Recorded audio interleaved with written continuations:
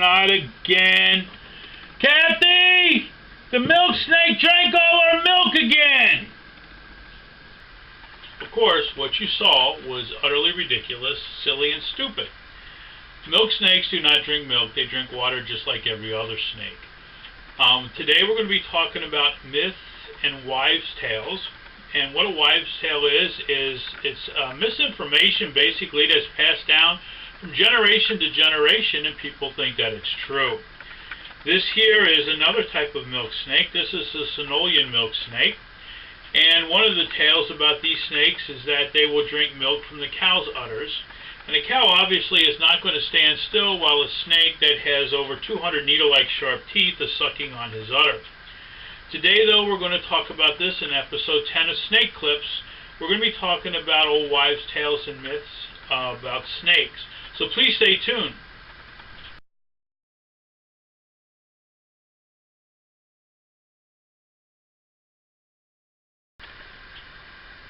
There are a few myths about rattlesnakes, like this prairie rattlesnake we have here. And one of the myths about rattlesnakes is they always rattle their tail before they strike. That's not true. A rattlesnake tries to conceal himself, and if you come upon him very quickly and scare him, he will strike out without rattling. He will rattle his tail, though, on the other hand, to try to get you to leave him alone. So if he sees you and he wants to get rid of you, he'll rattle his tail to let his presence be known. The other myth about a rattlesnake's rattle is that they get a rattle every year. That's not true. A rattlesnake actually acquires a rattle or a segment of his rattle each time he sheds. So the amount of rattles that are on a rattlesnake's tail doesn't tell you anything about the age of a rattlesnake.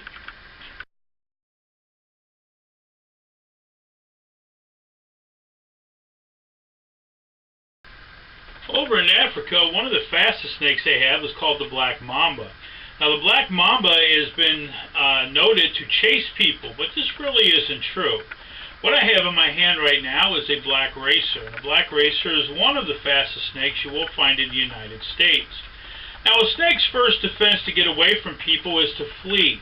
Unfortunately, when a snake sees you and you see a snake, sometimes both of you decide to take the same route to flee. So as you're running away from the snake appears to be chasing you, but he really isn't. He's just trying to get away from you as fast as you are trying to get away from him. But if somebody else were to be around and were to see that, they would also think that the snake was chasing them. You see, snakes aren't generally aggressive as far as trying to attack people unless they're defending themselves. Snakes normally don't come after you. As this is a black racer here, he is an aggressive type of snake normally, but as you can see, he has no reason to want to try to bite me right now because I'm not doing anything to frighten him. But he is a very quick snake, so if I were to put him down and encounter him out in the wild, and I would try to run from him, he might run toward me only to get away from me. And that would appear that he would be trying to chase me down to get me.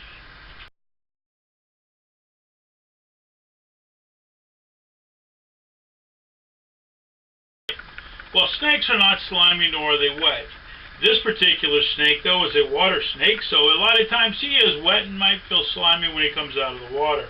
But right now, as you can see, this snake hasn't been in the water, so he's nice and dry. His skin feels silky smooth. A lot of snakes have a leathery texture feeling, like a nice fine leather purse that somebody would have. Again, snakes are not slimy, they're not wet, they are cold-blooded, so snakes normally don't feel warm to your touch. They do feel a little cool because your body temperature is a lot warmer than theirs.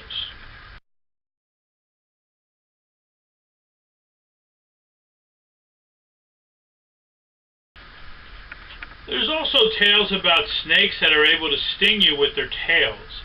Snakes do not have the ability to sting you with their tail. As a matter of fact, their tails are harmless. A lot of snakes do have very pointy tails, but they would not be able to do any damage with their tails. This is a checkered garter snake, and his tail is nice and pointy, but obviously it can do no damage to you. A lot of people also said that garter snakes have been mating with rattlesnakes, because what happens is they will see a garter snake, and this garter snake will shake his tail violently like a rattlesnake, and he will coil up and he will strike at you like a rattlesnake. But people don't understand that all snakes do this. And just because a rattlesnake is one of the most known for rattling and shaking his tail violently, doesn't mean that other snakes do it. Trust me, garter snakes and rattlesnakes are not crossbreeding, and any garter snake that you find is not going to be venomous.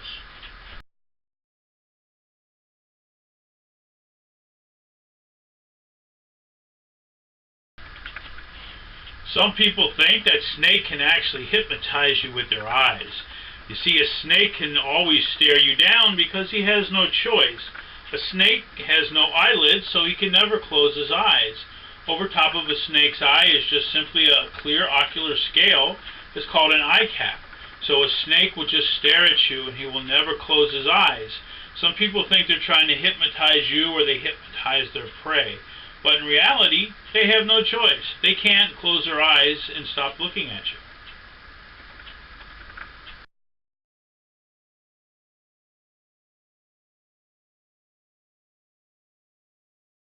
Some people believe that a baby rattlesnake or baby venomous snakes are more dangerous than the adults.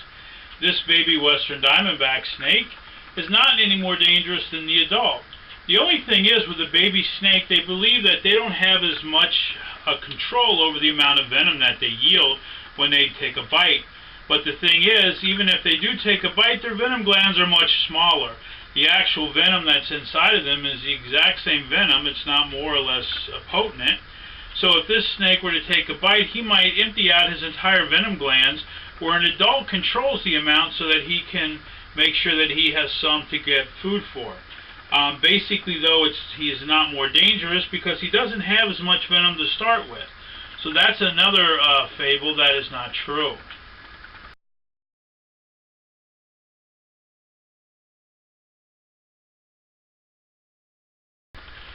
One of the other myths is that snakes always travel in pairs, and that if one of them is killed, the other snake will seek revenge. That's not true. Snakes are pretty well singular creatures, and they like to be alone. For a few exceptions, like garter snakes, they usually don't live with other snakes unless they're going to hibernate. This particular snake is a California king snake, and in fact, he prefers to live alone. And if he has other partners around him, except for mating season, he will eat them. He's a snake-eating snake.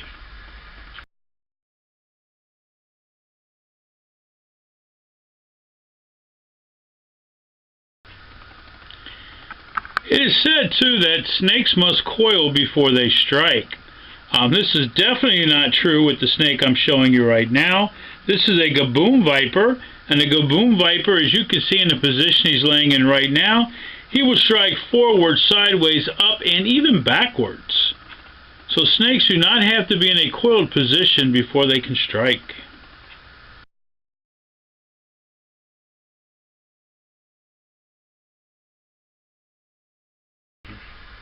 And this here is a coachwhip snake. And one of the myths about a coachwhip snake is that these guys will chase you down, wrap around you, and beat you to death with his tail. Now this guy here obviously looks like a whip, and if I hold him like this, you can see that he will thrash around quite violently here, and he will look like he wants to whip you, and he can smack you with his tail, which will hurt, but he definitely is not something that's going to chase you down and wrap you up and beat you to death with his tail.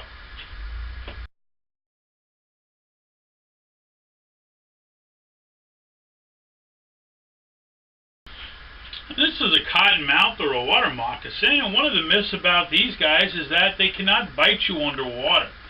Trust me, they have the ability to bite you underwater without any problems whatsoever. You see, one of the other things about cottonmouths and water moccasins is that they actually mark out a little territory. So if you come within what they consider their territory, they come around and check you out. Not that they're looking to bite you or anything, but they simply want to see who you are and what you're doing. Also, if you're a fisherman and you're out in a boat, sometimes these guys will actually jump right out of the water up into your boat. Again, they're not out to get you, it's just that you happen to be a landmass in the middle of the water, and they're looking to get out of the water.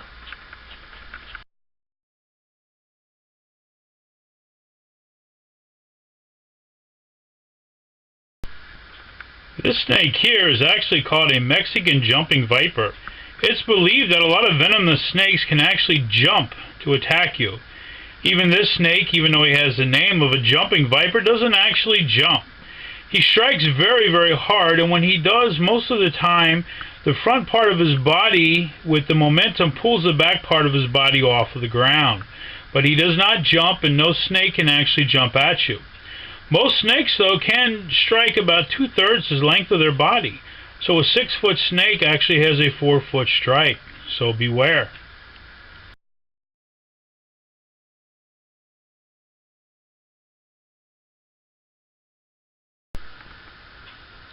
It's said that rattlesnakes can hear their own rattles, but this is not true.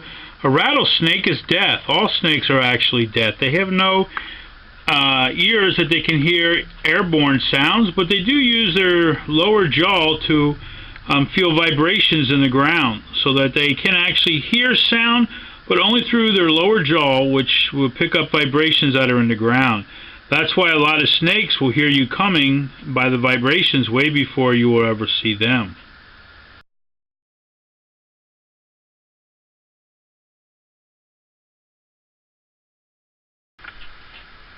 Hognose snakes, like this western hognose snake, it's sometimes said that they can breathe out a venomous mist that can kill people from 20 to 25 feet away. Although these are rear-fang venomous snakes, their venom is extremely mild, and generally they're not considered a harmful snake at all. They're considered a very popular pet snake. They're very cute, and if they were to bite you, you would get some local swelling mostly, but that would be it.